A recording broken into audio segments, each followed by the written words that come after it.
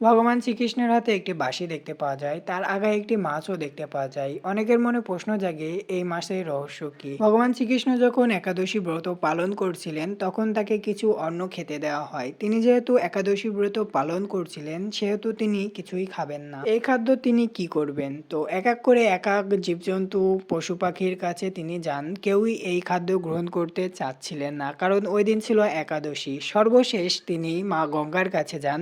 মা গঙ্গা বলেন, আমিও এই খাদ্য গ্রহণ করতে পারবো না, কারণ আজকে একাদশী। তো ওই মা গঙ্গার বুকে একটি মাছ ছিল, মাছটির নাম মকর। তো এই মাছ গ্রহণ করছিল সেই খাদ্য। তো ভগবান খুশি হয়ে তাকে বলে যে তুমি কি চাও।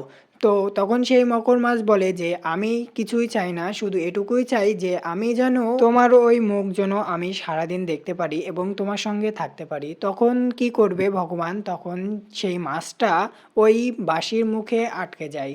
তখন থেকেই এই বাঁশির মুখে ভগবান শ্রীকৃষ্ণ ওই মাছটাকে রাখে, যেন সে সবসময় ভগবান শ্রীকৃষ্ণর সামনে থাকে এবং তার মুখ দর্শন করতে পারেন। ভগবান শ্রীকৃষ্ণ যেহেতু তার বাঁশি সর্বক্ষণ তার সাথেই রাখেন, সেহেতু সেই মাছও তার সঙ্গে থেকেই তার মুখ দর্শন করতে পারেন। এর ভিতর থেকে অনেকের মনে প্রশ্ন জাগবে যে ভগবানের আবার কিসের একাদশী, তিনি তো নিজেই ভগবান। তো একটা কথা বলি যে ভগবান তো মানুষ রূপেই জন্মগ্রহণ করেছিলেন, সেহেতু তিনি একাদশী ব্রত পালন করতেই পারেন, কারণ তিনিও একজন সাধারণ মানুষই ছিলেন।